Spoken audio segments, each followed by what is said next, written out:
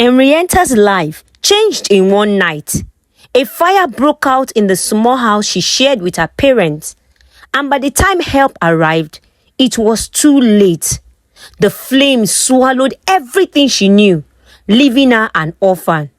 She was sent to live with her aunt, Agnes, in Ajegule, one of the roughest parts of Lagos.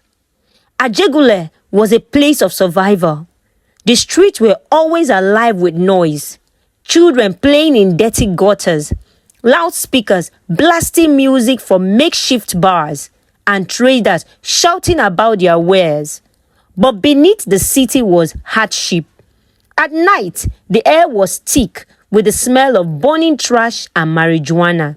Mosquitoes swarmed endlessly, buzzing in the darkness. Henrietta often lay awake, slapping at her skin to keep them off. Food was never guaranteed. There were days when Henrietta and Agnes had to share a loaf of bread soaked in tea, making it last because there was no money to buy more. Yet, Agnes never gave up. She believed in hard work and faith. Henrietta, no matter how tough life gets, remember, there will always be a way out. We just have to find it, okay? Agnes was determined to send Henrietta to school, even though money was tight. The two of them started selling thrift clothes. They would wake up before dawn, spread out their mat in Oyigbo market, and call out to passerby. Come buy, oh! Original clothes for small money. Whenever fruits were in season, they switched to selling mangoes, oranges, or bananas. Henrietta carried her share of the load, balancing trays on her head as she walked through crowded streets, calling out to customers. Not everyone in Ajegule was hardworking like Agnes. There were men like Emeka who spent their days lounging on street corners, catcalling women and playing cards. Emeka was known for chasing after young girls, and Henrietta was no exception. Henrietta, you are too fine to be hawking fruit up and down, he would say whenever he saw her. Sometimes he would try to grab her hand, laughing as she pulled away. Henrietta avoided him as much as she could, but he was persistent. One evening, Agnes caught him standing too close to Henrietta outside their house. She didn't waste any time. Emeka! She shouted, storming out with her hands on her hips. If I ever see you near this girl again, I will take you to Alakara police station myself. Did you hear me? Foolish boy. Emeka laughed nervously and backed away. But Agnes wasn't done. Henrietta is not like those girls you deceive with your sweet mouth. Respect yourself, oh, I will not say it again. Respect yourself. Henrietta looked at her aunt with admiration. Agnes was fierce when it came to protecting her, and Henrietta vowed never to let anyone take advantage of her. Their hard work paid off. After years of struggle, Agnes and Henrietta saved enough money to move out of Ajegunle. They found a small but better apartment on the mainland. It wasn't fancy, but it was clean and quiet, a world away from the chaos they had left behind. Henrietta focused on her education and eventually became a teacher in a public secondary school. She loved her job, even though the pay was a meager. Teaching was a way of giving back, of helping children who, like her, came from difficult beginnings. One evening, as they sat together eating roasted yam and palm oil, Agnes looked at Henrietta with pride. You have done well, my dear. Your parents will be so proud, just as I am. Henrietta smiled. But auntie, it's because of you. I wouldn't have made it this far if not for you now, you know. Agnes shook her head. But you're the one who worked hard. I only guided you and you listened. Thank God, oh, you listened. Henrietta's life took another turn when her friend and colleague Onome invited her to a birthday party. Henrietta, you're always at work or at home. Come and enjoy yourself for once, eh? Onome said, dragging her along. The party was lively, with music booming from speakers and people dancing in every corner. Henrietta stood to the side, watching quietly until Onome brought a man over to meet her. This is Mike, Onome said, grinning. Mike greeted Henrietta with a warm smile. He was tall and dressed simply, not like the flashy men Henrietta often avoided. They exchanged pleasantries and soon found themselves talking about everything: work, family, and their love for good food. "You're a teacher?" Mike asked, genuinely impressed. "That's one of the noblest professions. It's not easy to shape young minds." Henrietta was surprised by his humility. "Thank you," she said, nodding. "What do you do?" "Well, I work in oil and gas," he replied casually. He didn't tell her that he was the CEO of Gold Oils Limited, one of the most successful oil companies in Nigeria. Mike wasn't the kind of man to boast about his achievements. Their conversation flowed naturally, and by the end of the night, Henrietta found herself smiling more than she had in a long time. Onome teased her on their way home. "Henrietta, this one that you're smiling like this, I think Mike likes you." "Now you sabi. Let's go home." Henrietta and Mike's friendship grew quickly, blossoming into something much deeper. In a matter of months, they became inseparable, sharing their dreams and leaning on each other for support. Mike admired Henrietta's intelligence and the way she stayed grounded despite everything she had been through. For Mike, meeting Henrietta was like finding peace in a chaotic world. He had been searching for a woman with substance, someone who wouldn't be drawn to him for his wealth or status. He had been on dates with women who only talked about expensive bags, makeups, and trips abroad. They rarely asked about him as a person, and the conversation often left him bored and drained. But Henrietta was different. Mike decided it was time for Henrietta to meet his family. His mom, Pauline, and sister, Sharon, had been part of his life and business ever since his dad died in a plane crash. Together, they managed Gold Oils Limited, a company his father had built from scratch. Pauline had often tried to set Mike up with daughters of her wealthy friends, but those attempts always failed. Mike wasn't interested in pretense. He wanted a marriage built on real love and respect. Henrietta, on the other hand, was both excited and nervous about the meeting. She knew how much Mike cared for her, but she also understood that coming from a noble background could be a problem for some families. Pauline lived in a mansion in Ikoyi. The compound was enormous, with high gates and uniformed security guards. Henrietta felt small as they walked into the lavish living room, decorated with gold-trimmed furniture and sparkling chandeliers. Pauline and Sharon were waiting. Pauline, a tall woman with perfectly styled hair and sharp eyes, gave Henrietta a brief smile that didn't reach her eyes. Sharon, younger but just as intimidating, glanced at her with thinly veiled disapproval. "Oh, so this is Henrietta," Pauline began, her tone cold. "Well, my son has told us so much about you." "Oh, thank you, ma. It's such an honor to finally meet you. He has said so much about you." Henrietta replied politely, her hands folded neatly in her lap. Pauline leaned forward slightly, studying her. "You're a teacher, right? Where did you train? London? Oxford?" Henrietta blinked, caught off guard. No, ma. I studied at the University of Lagos, Unilag." Pauline murmured, exchanging a glance with Sharon. "Interesting." Sharon, who had been quiet until now, suddenly spoke up. "So, Henrietta, how do you plan to contribute to our family business empire? Teaching doesn't really fit into what we do, so how do you intend to help my brother with such low-paying job?" Henrietta swallowed hard, unsure how to respond. "Well, I believe in supporting my partner in any way I can, ma," she said carefully. Sharon raised an eyebrow. "Support? That's vague. Do you have any connections? Anyone important we should know about? Are you connected to the president, to senators, at least someone of high reputation in this society that can speak about you or confirm that you're a good person. Sharon, that's enough. Mike interjected, his voice firm. Pauline held up a hand, signaling for Mike to calm down. Son, we're just trying to understand. Michael, you've worked so hard to build your life. It's only natural for us to want the best for you, don't you think? Mike stood up.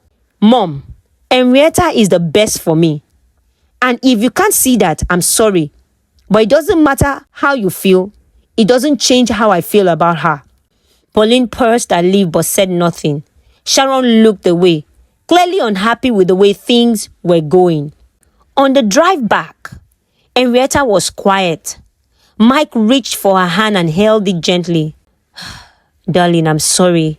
I'm so sorry about today. They can be difficult, but I promise you they'll come around. Henrietta looked at him, her heart heavy. Well, I don't know. Are you sure? I don't think they like me. Mike nodded. It's just you and me, Henrietta, always. Don't let them get to you, okay? His words gave her some comfort, but deep down, she knew that winning over Pauline and Sharon wouldn't be easy. She just hoped their love would be strong enough to survive whatever challenges lay ahead. Henrietta walked into her tiny apartment one evening, exhausted from work. Onome, her friend and colleague, was already there waiting for her, a steaming bowl of jollof rice in hand. Onome had noticed that Henrietta seemed distracted during their lunch break and decided to check on her after work. Henrietta slumped into a chair and sighed heavily. Onome, I don't think I can keep seeing Mike, she said quietly. Onome raised an eyebrow. Why would you say that? That man loves you. Henrietta looked at her friend, frustration written all over her face. It's not about love. His mom and sister don't like me. They treated me like I wasn't good enough for him. Do you know what it feels like to have people look down on you just because of your background? I knew it from the beginning. I shouldn't have agreed to go with him. Calm down. So what happened? Can you believe these people? They asked me if I have studied in London or Oxford. Who do they think I am? Henrietta continued, her voice breaking slightly. Yes, Mike is an oil mogul, Onome. He owns a company. I'm just a teacher. We're from two different worlds. How can this work? Onome leaned forward and placed a comforting hand on Henrietta's arm. Henrietta, I know their words hurt, but love is what matters. Okay, just listen to me. What matters most is that Mike loves you. Yes, you want to win them over. But don't forget that you also have a relationship with God. And you can always commit their hearts into God's hand if you really know God is leading you to marry Mike. You know, maybe his mom and his sisters are just distraction. And you can never tell. Maybe if his dad was alive, he would have, loved you and accepted you. We've always seen this thing in the movie. Please do not allow them get to you. Please. Besides, you're not just an ordinary teacher. You're also working on your master's degree. You've worked so hard to get to where you are. Please. Mike is a good man. Just give him a chance. Henrietta sighed. Deep down, she knew Onome was right. But the fear of not being accepted into Mike's family lingered in her heart. A few months later, Henrietta and Mike stood before friends and family exchanging vows. It was a small but elegant wedding. Pauline and Sharon sat stiffly at the front, their expressions cold. They had made it clear they didn't support the union, but Mike didn't care. His love for Henrietta was stronger than their disapproval. Sharon, however, was fuming inside. A week before the wedding, she had told her friend Linda over the phone, "Girl, I'm not excited about this wedding. Henrietta is just here for our money. I won't let her have a pin." Can you imagine? Mike, the big boy of Lagos, marrying a low life when he could have been with somebody like you. Girl, you have class now. I know what I'm saying. Linda clicked her tongue in disappointment. Sharon, I still don't understand why you let this happen. You should have introduced me to your brother earlier. Now look, my sister, it's not my fault. I tried everything. I even sent him your photos. I tried to hook you guys together, but he will not budge. Sharon had promised herself that she will make things difficult for Henrietta. The first few weeks of marriage were blissful for Henrietta and Mike, but Sunday brunches with his family were another story. One sunny afternoon, they gathered at Pauline's mansion for their usual meal. The dining table was long and filled with dishes that sparkled under the light. Sharon watched as Henrietta reached for a fork and knife, then smirked. "Henrietta," Sharon began, her tone sweet but mocking. "Do you know how to use a fork and knife properly? I can show you if you're struggling, darling." Henrietta froze for a moment, her cheeks burning. Before she could respond, Mike spoke up. "Sharon, and I'm not going to repeat this again. Stop it. Henrietta is fine the way she is. She doesn't need you to teach her anything. If she's not comfortable using a fork and a knife, she can use a spoon for all I care. Okay? Leave my wife alone." Sharon leaned back on a chair, a smirk turning into a pout. "Well, take it easy, guy. I was only trying to help." The tension in the room was thick, but Henrietta focused on her food, pretending not to notice. Mike squeezed her hand under the table, silently reassuring her. As they were leaving, Pauline pulled Mike aside. "Michael, just hear me out. Please, I'm going to ask you this again. Are you sure about this girl? She's not what we imagined for you." Mike looked at his mother in the eye and firmly said, "I married Henrietta because I love her mom. That's all that matters." Pauline sighed but said nothing more. Despite the challenges, Henrietta and Mike continued to build their life together. Mike's unwavering support gave Henrietta the strength to face the criticism and teasing. She started to see that their love was a shield against the storm, even if the storm came from within the family. But Henrietta couldn't shake the feeling that Sharon and Pauline weren't done trying to make her life difficult. And deep down, she wondered if love alone would be enough to hold them together. 5 years passed, and Mike and Henrietta were still waiting for the sound of a baby laughter in their house. They prayed together, fasted and held on to faith, believing that God would answer them in His time. But every time the topic of visiting a doctor came up, Henrietta would shy away from it. One evening, as they sat on the couch after dinner, Mike brought it up again. "Henrietta, maybe it's time we see a doctor, just to be sure everything is okay." Henrietta hesitated, her fingers playing with the hem of her dress. "Mike, I don't think I can. Hospitals make me nervous. I've never been comfortable around needles or doctors." "It's not about needles, Henrietta. It's about us. It's about us knowing what we need to do. It's been 5 years. 5 years. We need children. Even if it's just one." Henrietta shook her head, her voice trembling. "Mike, please. Hospitals remind me of things I don't want to remember." Mike looked at her, his brow furrowed with concern. "What things are you talking about?" She paused, then whispered, "The day my parents died, seeing their burnt bodies at the hospital, it's something I will never forget." Her eyes filled with tears, and she quickly wiped them away. Mike's heart softened. He reached out and held her hand. "I understand, Henrietta. I'm sorry for bringing it up. You know what?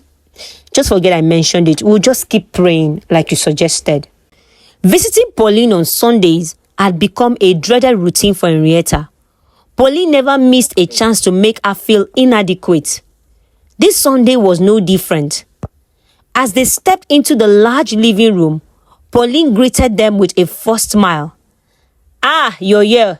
Welcome. So, where are the kids? Didn't they come along? Or am I missing something? Please get them out of the car so that they can greet Grandma." Henrietta froze. Her face turned pale and she lowered her head. Mike quickly stepped in. "Mom, you know this already. There are no kids yet. But God's time is the best." Pauline let out a sharp laugh. "God's time? When, Mike? Oh, you mean when I'm gone? Or when I can no longer see?" "I told you, but you will not listen. I told you to stay away from her, but you didn't listen." "Mom, please," Mike said, his voice firm but controlled. Sharon, lounging on the couch with her phone, smirked. But Mom is right. 5 years is a long time. Maybe Henrietta doesn't want kids. At least, not every woman does. That's enough, Sharon! Mike snapped his protective arm around Henrietta. The rest of the visit was tensed. Pauline and Sharon's words hung in the air like a storm cloud, and Henrietta barely touched her food. Weeks later, Henrietta started complaining of headaches and dizziness. Mike suggested they visit a hospital, but she waved it off. Don't worry, baby. It's just stress from work. Mike, I'll be fine after some rest. One afternoon, while supervising students during an exam, Henrietta suddenly felt faint. She gripped the desk for support, but the room spun around her. Before anyone could react, she collapsed to the floor. When Henrietta woke up, she was in a hospital bed. Mike was sitting by her side, his face etched with worry. Oh my God, thank God you're awake, he said, taking her hand. A doctor entered the room, holding a clipboard.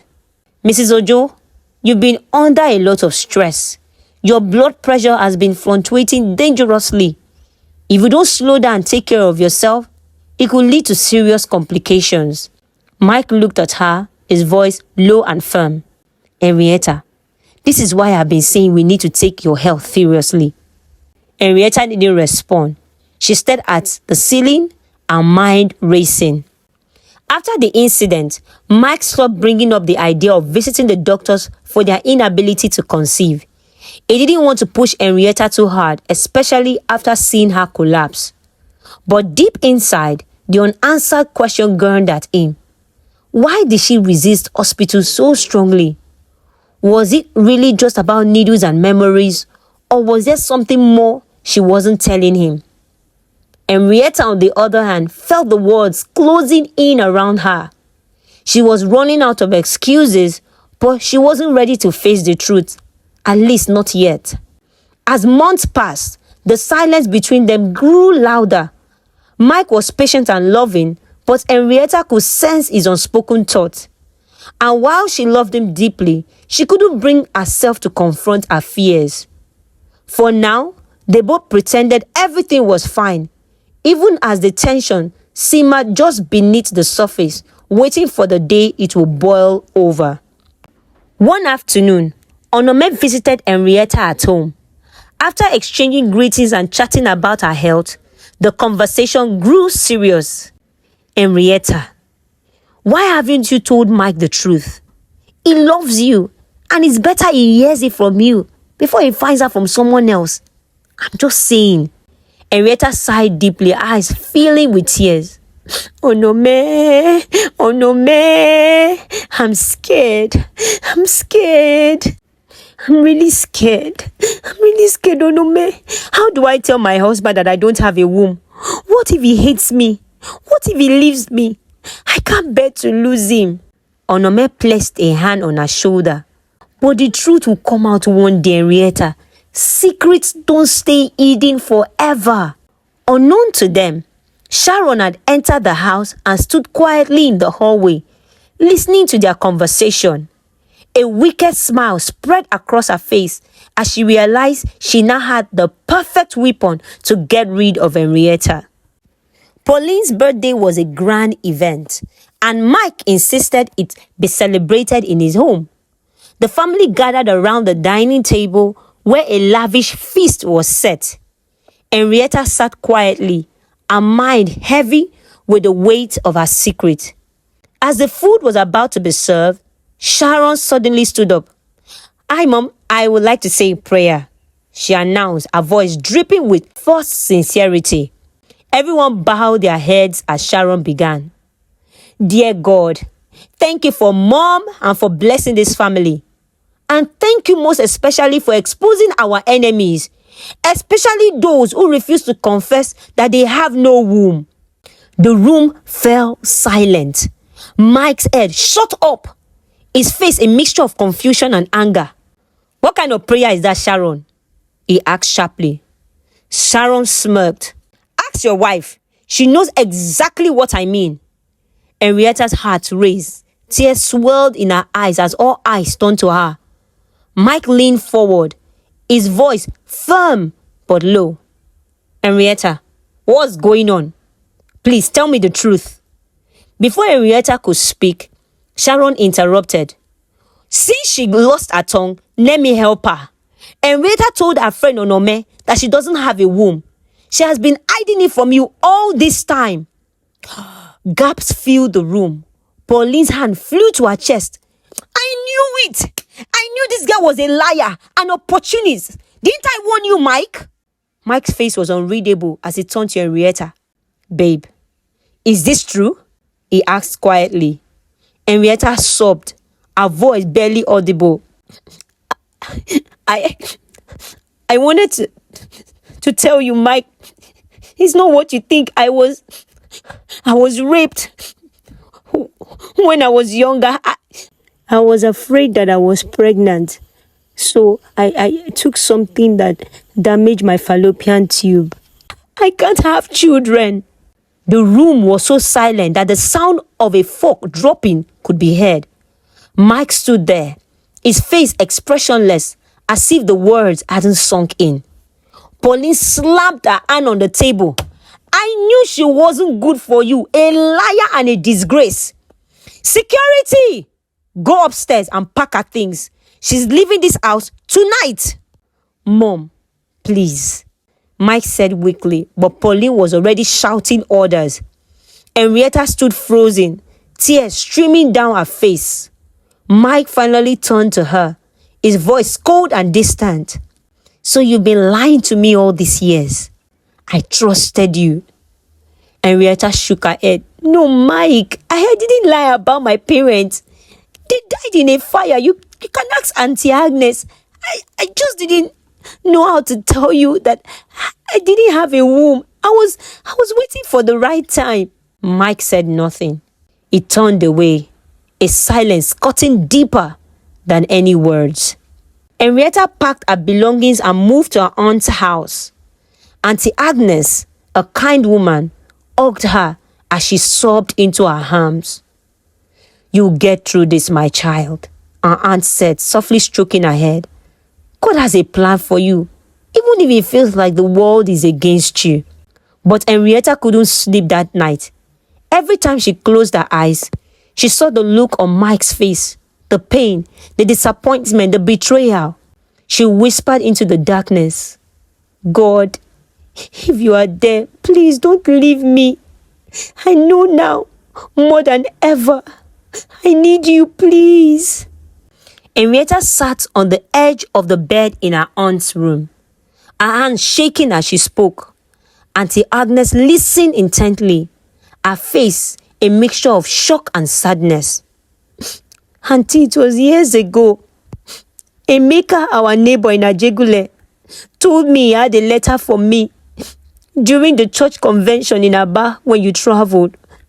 I didn't think much of it. I thought that since you warned him to stay off me, he was not going to do anything bad, so I followed him to his room. When I got there, he locked the door and... Henrietta paused, tears streaming down her face.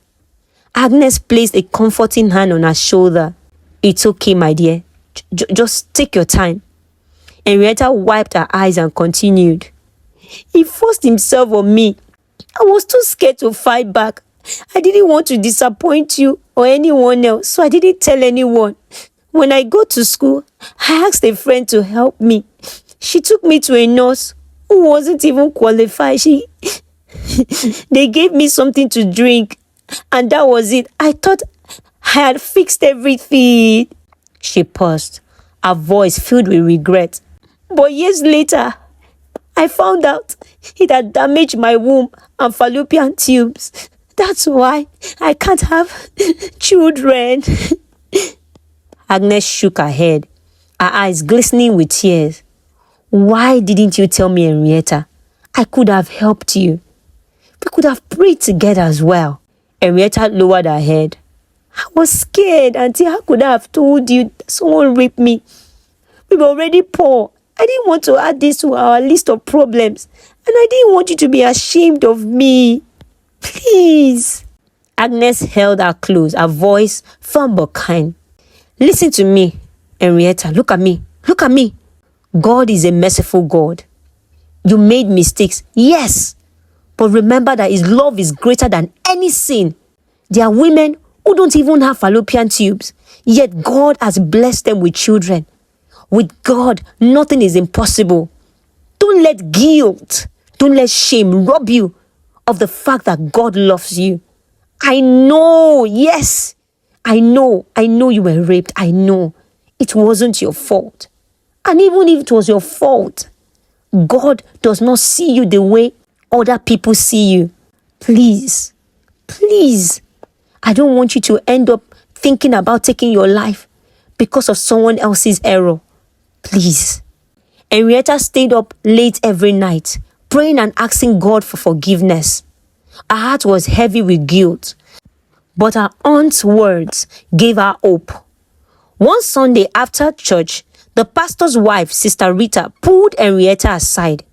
Henrietta, she began gently, God asked me to tell you to stop punishing yourself for something He forgave you for a long time ago. He said His mercy is endless and His love for you hasn't changed. He also asked me to remind you that He is called Elroy, the God that sees you. She handed Henrietta a Bible. Read these scriptures, Psalm 103, 8-12, and Isaiah 43, verse 25. Let them remind you of God's grace. Okay? Thank you, ma.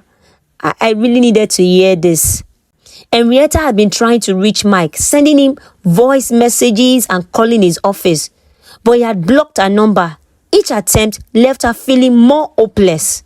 Mike, on the other hand, was struggling. His pastor had heard about what had happened and came to visit him. Mike, I understand you are hurt, but God doesn't want you to throw away your marriage. Remember your vows, for better or worse. This is a difficult time, I understand, but it's also an opportunity to draw closer to God. Pray for Him to heal your heart and guide you. Not what your mom says to you or what Sharon says to you.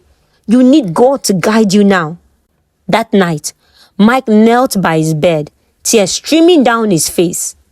God, please help me. I don't know how to forgive her, and I don't want to lose my family. Please, God, fix this. Fix my heart. Please. A month later, Henrietta fell sick and decided to visit the hospital. After running some tests, she waited anxiously for the result. When Dr. Aki entered the room, he had a smile on his face. Congratulations, Mrs. Mike. You are pregnant. Henrietta stared at him in disbelief. Pregnant? Me? But how? I didn't even ask for a pregnancy test. The doctor chuckled. Well, it's standard procedure for married women who come in sick. We always check, just in case. We can't just administer any drug just because you ask us to. Tears of shock and joy filled Henrietta's eyes. When she got home and told Auntie Agnes, her aunt was overjoyed. Hey, thank you, Lord. Oh, I told you that God works in mysterious ways. See, my dear, listen, sit down, sit. Don't stress yourself. Now, we must tell Mike. Henrietta hesitated. What if he doesn't believe me? What if he thinks the baby isn't his? Agnes frowned. What nonsense. Yes, you made mistakes, but you are not a harlot. This is his child, and he needs to know, okay? Mike's heart was softening. His prayers had brought him a sense of peace, and he began to consider reaching out to Henrietta. Little did he know a miracle was already on its way to restore their broken marriage. One sunny afternoon, Agnes was leaving the supermarket with her shopping bags when she saw Michael. She smiled and walked over to him. Mike, it's been a while. How are you? She asked warmly. I'm fine, Aunt Agnes. How about you? I'm well, thank God. But Mike, I need to ask, why haven't you come to check on your born child? Mike froze, confusion flashing across his face. Unborn child? What are you talking about? You mean Henrietta hasn't told you? She's pregnant.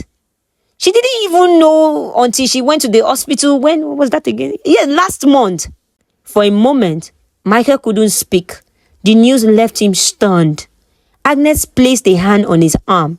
Look, my son, I understand that you are angry. You have every right to be upset about what happened. But, see, Henrietta is truly sorry. She's carrying your child.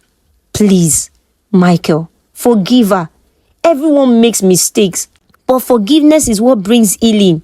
You see, maybe Henrietta never told you. I had to leave an abusive marriage, but I cannot imprison my ex-husband in my mind. Life continues. I have moved on. Okay? But I have forgiven him. So what I'm saying in essence is that you should forgive your wife. Don't throw away your marriage. Okay? Mike nodded slowly. Thank you, Auntie. I will think about it. Later that day, Michael went to Henrietta's aunt's house. Henrietta was in the kitchen when she heard a knock at the door. Agnes opened it, surprised to see Michael standing there. Ah, Michael, you are here. Come in. Henrietta, come and see who is here. Henrietta stepped into the living room and froze when she saw her husband. Tears filled her eyes as Agnes quietly excused herself, leaving them alone. Henrietta immediately started to kneel. Michael, I'm so sorry for everything. Please forgive me. But before she could go down fully, Michael gently pulled her up. No, Henrietta, you don't have to do that. Please sit. Henrietta looked at him confused. But I hurt you. I lied to you. I need to make things right. Please. Michael sighed. Henrietta, I have been praying. I asked God to fix our marriage, and He has been working on my heart. I want to give us a second chance. We can't change the past, but we can start again. Henrietta burst into tears. Thank you, Michael. I promise to be honest with you from now on. I'll tell you everything about my past, about what happened. And she did. She told him about her childhood, the incident with Emeka, and the abortion that had damaged her womb. Michael listened quietly, his expression softening as she spoke. By the end of the conversation, Michael reached out and held her hand. Thank you for telling me.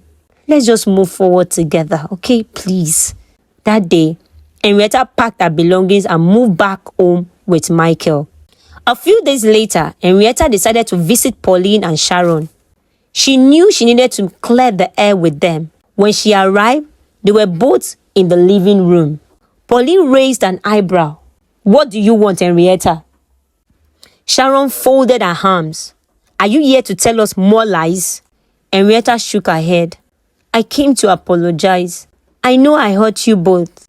I know you think I married Michael for money or fame. But that's not true. I love him. I've always loved him. And I want to make this family work. Please, give me a chance. Pauline and Sharon exchanged glances but said nothing. Henrietta continued. I'm not perfect. And I've made mistakes. But I'm not here to take anything from you. I just want peace. Please, not just for me, but for the sake of my unborn child. Please. Pauline sighed and sat back. You're brave for coming here to say this. Well, I was selfish. I should have put Michael's happiness first, but I didn't. For that, I'm sorry. Sharon nodded reluctantly. Well, me too. I just didn't want to see him hurt. I guess we're also part of the problem. Henrietta smiled through her tears. Thank you. It means so much to me. And I already told Michael everything that happened with me, the rape and the fear that led me to take a substance that damaged my womb. But God had miraculously given me a new beginning, and now I'm pregnant. Thank you so much for forgiving me. The three women embraced, finally putting their differences aside. With peace restored in the family, Henrietta and Michael began to rebuild their lives together. Their journey wasn't easy, but they were determined to move forward, trusting God to guide them every step of the way. If you enjoyed this story, please do me a favor by clicking the next video showing on your screen. And also, don't forget to like and subscribe. Liking is free. Subscribing is free. You don't need to pay for anything. Thank you and God bless you.